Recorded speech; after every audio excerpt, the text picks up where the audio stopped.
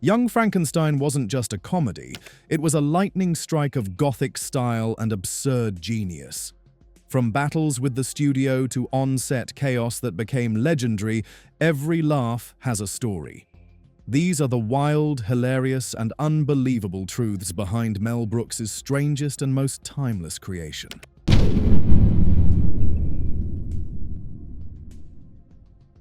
Mel Brooks had one rule. If Young Frankenstein wasn't in black and white, it wasn't happening. The studio thought it was box office suicide. They pushed for color, promised bigger budgets, even dangled massive marketing campaigns. Brooks didn't budge. Black and white wasn't nostalgia, it was authenticity, a visual connection to the universal horror films it was parodying. Eventually, the studio caved, but with a catch. No marketing could mention the film's monochrome format. Brooks agreed, and what could have been a deal-breaker became one of the movie's defining strengths, eerie, beautiful, and completely unlike anything else in theaters.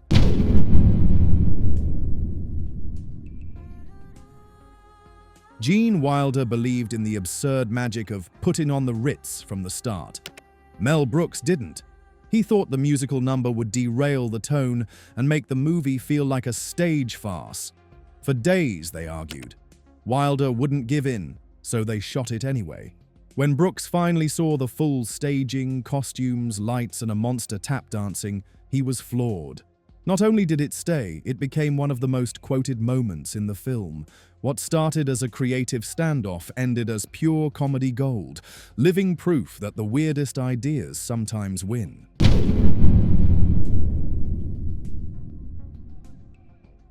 Mel Brooks liked control. Gene Wilder and Marty Feldman liked chaos. Between takes, they'd huddle, whisper, and alter lines without warning. Sometimes it was a new inflection, other times a completely different gag. Brooks would yell to stick to the script, they'd nod, smile, and ignore him. Feldman even changed his entrance accent mid-scene without telling anyone, causing the crew to collapse in laughter. Brooks fumed, until playback revealed something fresh, alive, and undeniably funny. From then on, he gave them room to improvise, not because he wanted mayhem, but because, with these two, mayhem made movie magic.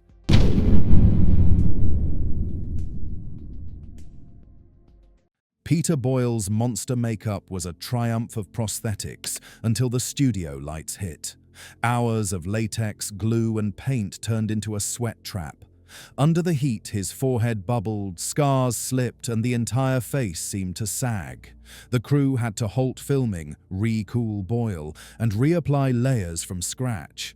It happened more than once. Boyle endured it with quiet patience, sweating, stumbling, even dancing in heavy costume without complaint.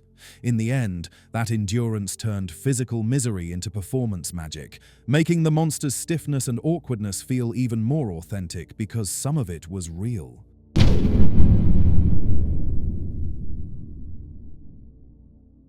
Sharp-eyed viewers noticed something strange. Igor's hump didn't just appear and disappear, it switched sides. This wasn't a continuity error, it was Marty Feldman's secret joke. Without telling Brooks or the makeup team, he moved the hump before different scenes just to see who would notice. It took days before Brooks caught on, and when he did, he laughed so hard he told the editors to leave it exactly as it was. The gag was never explained in the film, making it a hidden treasure for fans. Sometimes the best comedy isn't announced, it's tucked quietly in the background.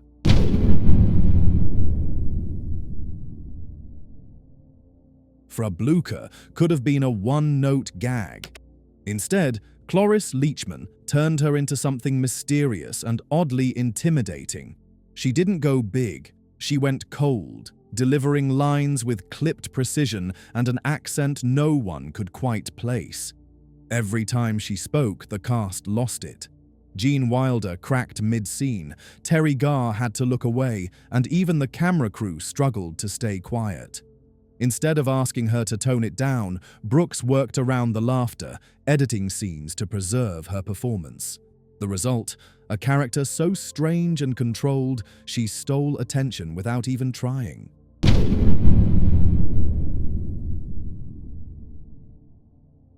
Inga wasn't Terry Garr's role to begin with. The studio had someone else in mind, polished, classically trained, and safe.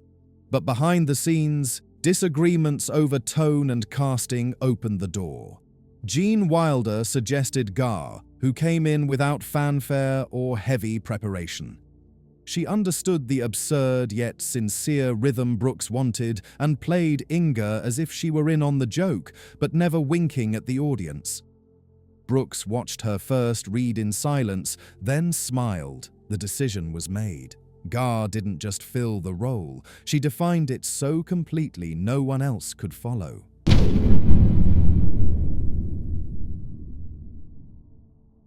Gene Hackman was at the height of his dramatic career when he bumped into Gene Wilder on a tennis court.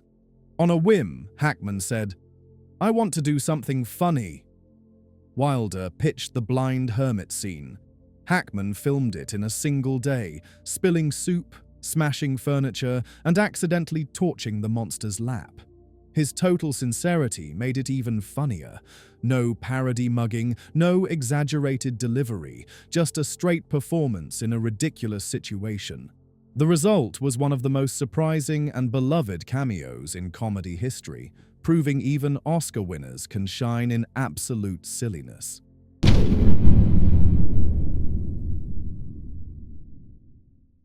Mel Brooks was famous for sneaking himself into his films, but Gene Wilder vetoed it for Young Frankenstein.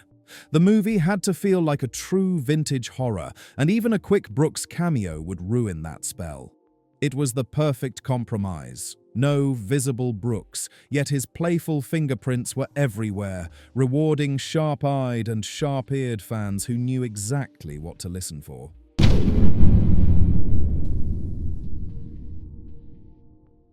To make the lab feel authentic, Wilder and Brooks tracked down Kenneth Strickfaden, the man who built the original Frankenstein's electrical equipment in 1931. Incredibly, he still had it. Tesla coils, arcs, control panels, all stored in working order. He shipped it to the set, and suddenly, Young Frankenstein didn't just look like those old movies. It was one. No modern replicas, no plastic props, just real sparking machinery designed for a monster's resurrection. The detail was so convincing, older moviegoers swore they'd seen it before, and in a way, they had.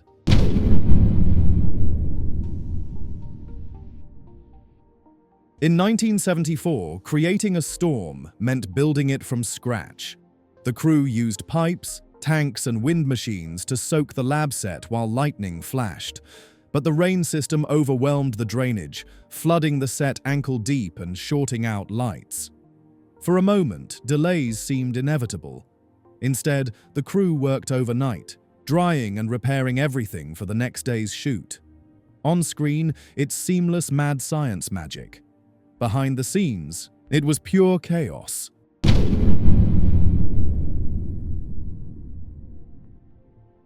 Every time someone says, "Fra Blucher," horses shriek in terror. It's one of the movie's strangest running gags, and it came from Mel Brooks' memory. As a kid, he knew a woman so cold and intimidating, the air seemed to change when she walked into a room. That uneasy feeling stuck with him. In Young Frankenstein, the horse's reaction is an exaggerated version of that, comedy layered over an actual childhood chill. The joke works because it's never explained. Audiences laugh, but there's a weird truth buried underneath, making it more than just a random sound effect for laughs.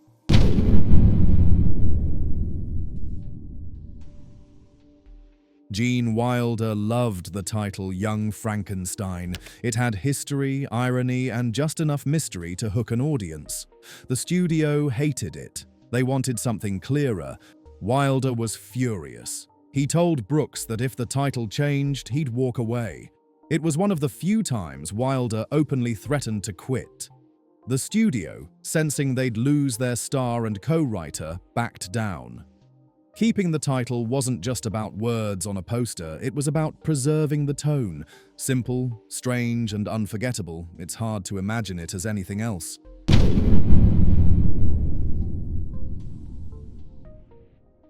There's a scene where Igor hands Dr. Frankenstein a cane and says, "Walk this way," before limping off.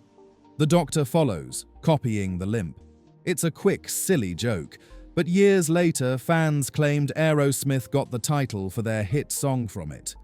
The band has never confirmed the story, but the timelines line up. Whether it's true or just a great piece of fan folklore, the idea that a throwaway gag in a black-and-white horror parody could ripple into rock history feels exactly right for a movie built on happy accidents and unexpected cultural crossovers.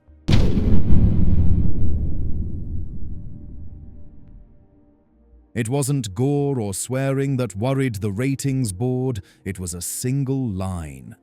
In the final act, as the monster embraces Elizabeth, she gasps a suggestive phrase that censors thought was too sexual for a PG rating.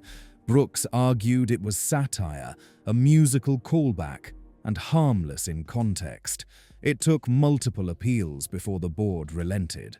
One cut would have pushed the movie into R territory, changing its audience reach entirely. In the end, the line stayed, the rating stayed, and the joke lived on, sly, absurd, and just naughty enough to make people blush.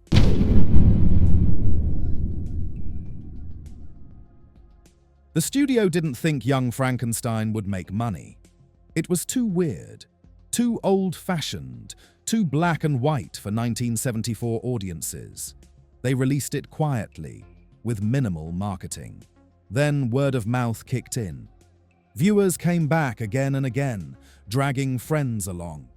Ticket sales exploded, eventually topping $80 million on a budget under $3 million. It even out-earned some of the year's biggest blockbusters. The studio's quiet gamble became a cultural phenomenon, proving that audiences didn't need glossy color or big campaigns, just something original, smart, and funny enough to keep them talking long after leaving.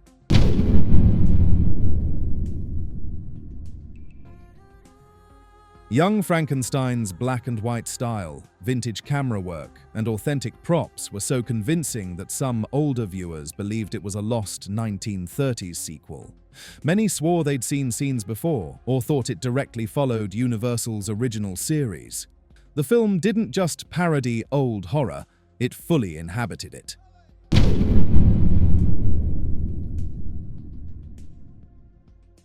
In 1974, horror comedies weren't seen as award material. Yet Young Frankenstein landed 2 Academy Award nominations, Best Adapted Screenplay and Best Sound.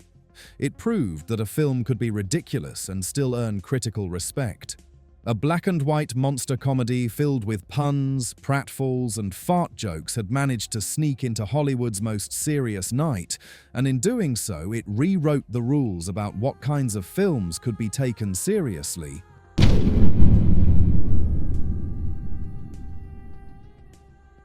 In 2003, the Library of Congress selected Young Frankenstein for the National Film Registry, recognizing it as culturally, historically, or aesthetically significant. Very few comedies make the list, and even fewer that are deliberately this strange. The preservation wasn't just about keeping the film stock safe, it was about securing the movie's place in American cultural history. A parody designed to look backwards at cinema's past had, over time, become part of the future. For a movie built on a joke, that's quite a legacy. It's proof that even the silliest ideas can stand the test of time.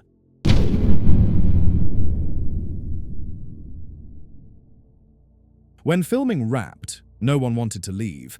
The cast had spent months together, turning a monster movie parody into something deeply personal. So they threw the weirdest goodbye imaginable, a mock funeral for the film itself. Someone brought candles, someone else a makeshift shroud. They gave speeches in character, mourned the roles they'd played, and laughed until they cried. It was absurd, sentimental, and perfectly in tune with the spirit of the production. For a movie about resurrection, it was a fitting send-off, one last shared moment of joy before everyone drifted back to the real world. Built on risk, rebellion, and pure comedic instinct, black and white in a color era, smart in its silliness, it became both a cultural landmark and a cult favorite.